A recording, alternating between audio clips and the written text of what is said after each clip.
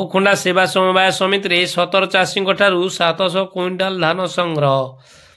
Balianta block ଅଧୀନ ମହୁଖୁଣ୍ଡା ସେବା ସମବାୟ ସମିତି ଏଲ୍ଏଇ ପକ୍ଷରୁ ଆଜିଠାରୁ ଧାନ ମଣ୍ଡି ଖୋଲାଯାଇଛି। ମଣ୍ଡିରେ 17 ଚାଷୀଙ୍କ ଠାରୁ ମୋଟ 700 କ୍ୱିଣ୍ଟାଲ ଧାନ କିଣାଯାଇଥିଲା। ଏହି ଅବସରରେ ସମିତି ପରିସରରେ ଆୟୋଜିତ ସଭାରେ ଜୟଦେବ ବିଧାୟକ ନବକିଶୋର ମଲ୍ଲିକ, ମୁଖ୍ୟ ଅତିଥି ସମିତି ସଭାପତି ତାପସ କୁମାର ଜେନା, ବ୍ଲକ ବିଜେଡି ସଭାପତି ପ୍ରଦୀପ୍ତ ଜେନାମଣି, ସ୍ଥାନୀୟ ସରପଞ୍ଚ ପୂର୍ଣ୍ଣଚନ୍ଦ୍ର ଭୋଇ, ସମିତି ସଭ୍ୟ ଭାବଗ୍ରାହୀ ଗୋଛାୟତ, କପିଳେନ୍ଦ୍ର ଜେନା, ସହକାରୀ ଉପନିବନ୍ଧକ ଅମିୟ ଖୁଣ୍ଟିଆ, ଖୋର୍ଦ୍ଧା କେନ୍ଦ୍ର ସମବାୟ ବ୍ୟାଙ୍କ ପରିଚାଳନା ପରିଷଦ ସଦସ୍ୟ ବିପିନୀ ପାତ୍ର, ଅବସରପ୍ରାପ୍ତ ପ୍ରଧାନ ଶିକ୍ଷକ ନାରାୟଣ ବେହେରା ପ୍ରମୁଖ ସମ୍ମାନିତ ଅତିଥି ଭାବେ ଯୋଗଦେଇ ମଣ୍ଡିର ଶୁଭାରମ୍ଭ କରିଥିଲେ। ସମିତି ସମ୍ପାଦକ ହେମନ୍ତ କୁମାର ନାୟକ ମଣ୍ଡି ପରିଚାଳନା କରିଥିଲେ।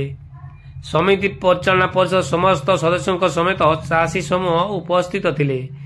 ଚଳିତ ବର୍ଷ ମଣ୍ଡିରେ ମୋଟ 7000 କ୍ୱିଣ୍ଟାଲ ଧାନ କିଣାଯିବ ବୋଲି ସୂଚନା ମିଳିଛି।